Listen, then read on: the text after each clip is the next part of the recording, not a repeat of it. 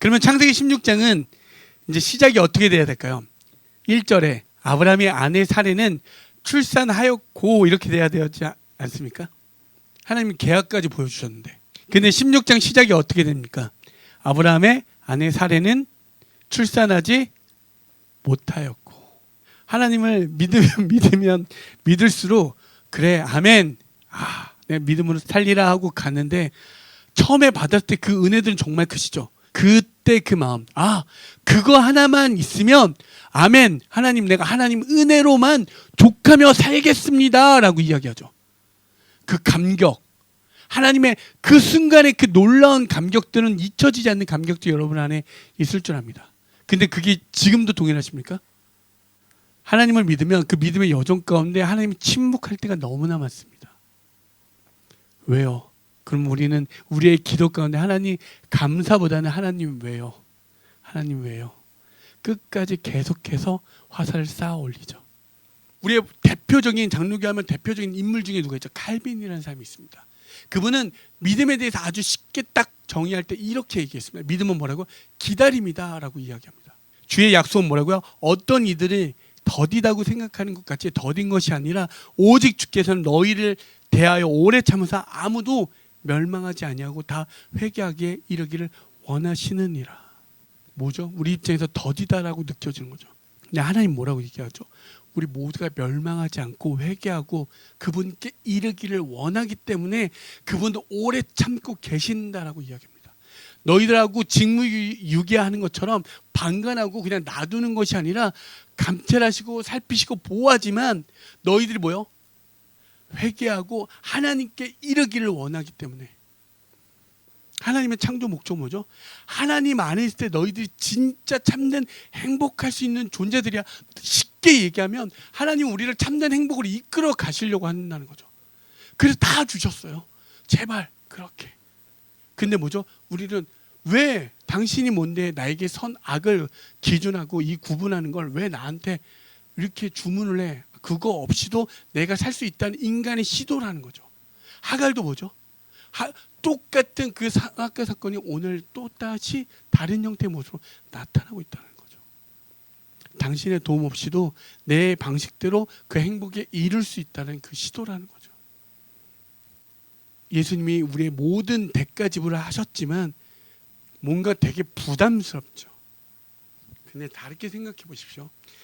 죄 때문에 하나님의 나라에 임할 수 없으니 그 예수 그리스도가 이 땅에 오셔서 그 십자가로 대가 지불을 해주셨습니다.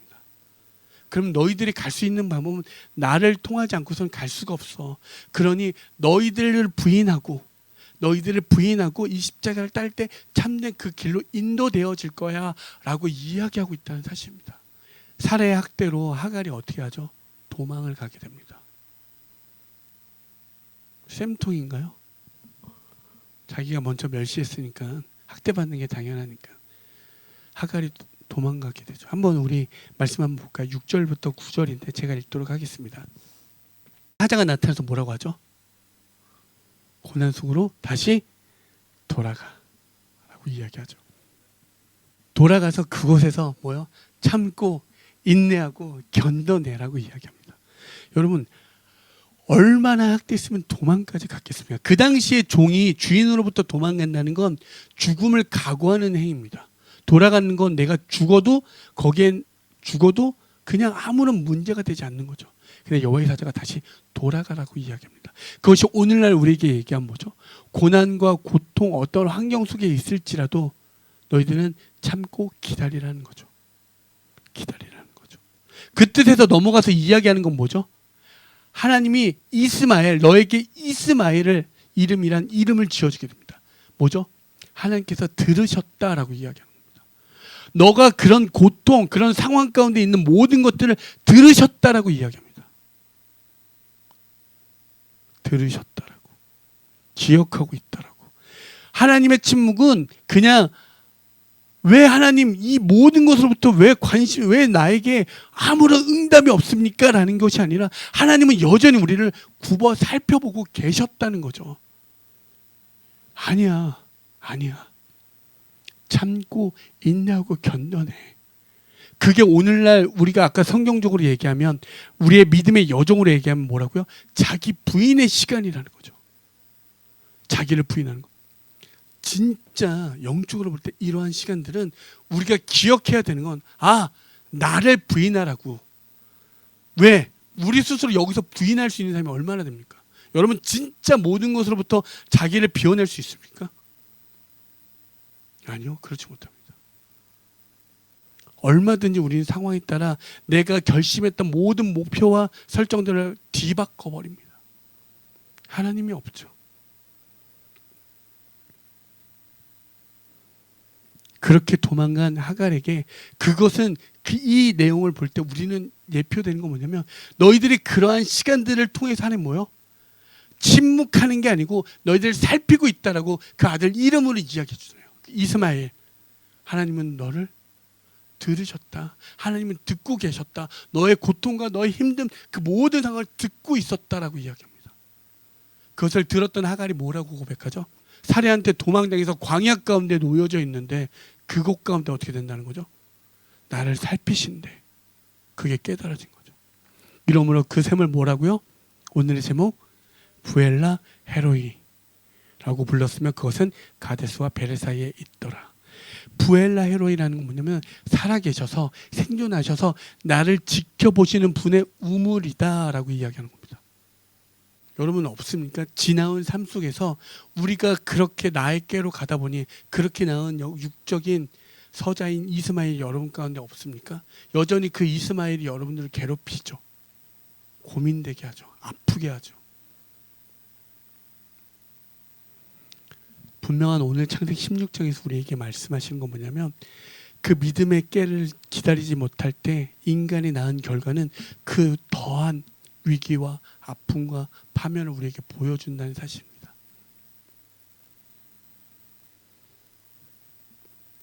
하지만 이 모든 상황과 환경 속에서 하나님이 침묵해서 그러는 것이 아니라 하나님 우리를 굽혀 살펴보고 계신다는 사실입니다.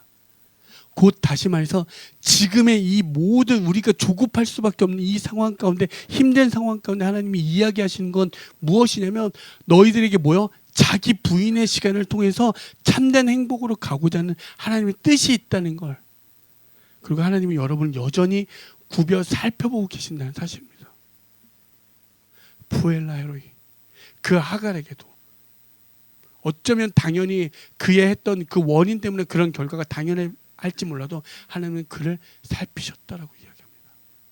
여러분, 여러분의 상황과 환경에 과거에 얽매여 있거나 집착되지 마시고 그 하나님을 붙잡고 나아가실 때 하나님은 참된 행복으로 이끌고 가시다는 그 놀라운 사실을 기억하시기 바라고, 여러분의 상황 가운데 여전히 풀리지 않는 문제의 연속성에서 계속 계신다면 그럴 때마다 하나님 부엘라로이, 나를 살피신 하나님, 나를 인도하여 주시옵소서, 나를 이끌어 주시옵소서. 내가 여전히 그 순간순간에 다시 세상에 포로되어 다시 돌아가고 하나님을 피해 도망가고 싶어하는 내 아이 마음들을 붙잡아 주셔서 하나님의 뜻 가운데 세워 주십시오. 그래서 그 안에서 참된 행복으로 인도하사 여전히 아버지 죽어가는 그 영혼들을 같이 세워서 하나님의 나라로 인도하여 주시옵소서. 그렇게 기도하는 저와 여러분이 되어지길 소망합니다.